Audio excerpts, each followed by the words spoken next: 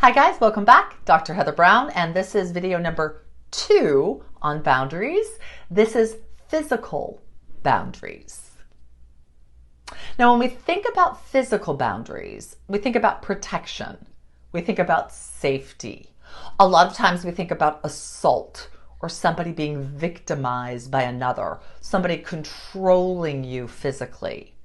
And that absolutely is a boundary that you need to have for yourself, and hopefully it is appreciated and respected. It's what our world requires. But there's a lot of physical boundaries that are not quite as recognizable as a physical assault or a physical barrier. There's when someone comes too close into your space and they're just too close to you and talking to you. I had someone do this to me just 2 weeks ago, and I pulled back because it stunned me, and it was just this person's desire to be so intense and so connected, but I wasn't used to the person, and I certainly wasn't used to the person coming that closely. And so I said gently, "Hey, could you give me a little warning before you come so close, or could you just give me a moment, because I find myself pulling back from you."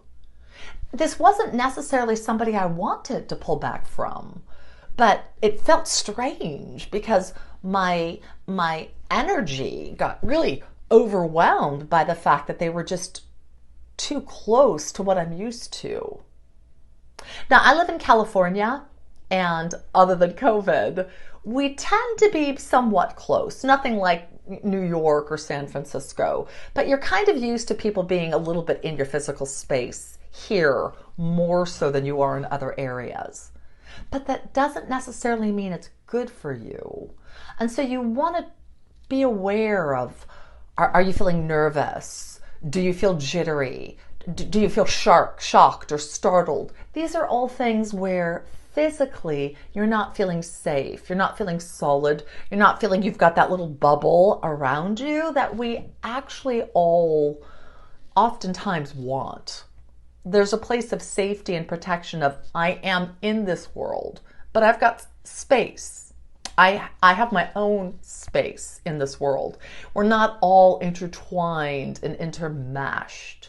So with physical boundaries, those are things to talk about to the people who are around you. If I go into my room and I close the door, it's not okay for you to barge in. If I'm leaving, it's not okay for you to stop me if I feel the need to go.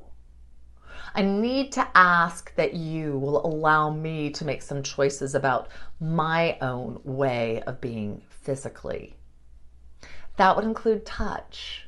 How someone touches you, when someone touches you, where someone touches you, and to what purpose. Sometimes people are huggers, sometimes people are handshakers. Once again, not so much during COVID, but sometimes people are much more demonstrative physically than you may be. And though they might wish you interacted in the way that they did, be certain you're okay with it, because if you're not, it's important for you to say, "Hey, I'm not trying to be rude, but I'm just not really a hugger," or I'm just not really somebody who shakes hands. We bop elbows. Let people know what kind of physical touch, what kind of proximity is acceptable for you, because otherwise your body's going to feel on guard.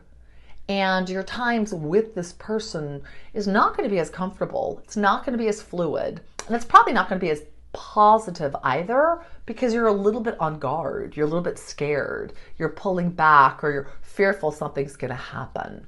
So these are conversations to have. Now, once again, it's important to recognize that the other person has their way of being, and that's fine. But it is okay for you to ask for what it is that works for you. And my viewpoint is, if you've got people with different desires, the person who's a little bit more private, the person who's a little bit more uncertain, go with that side. Go with the side of keeping it safer, calmer, easier, versus going for the person who is able to go a little bit further. Love to hear your thoughts.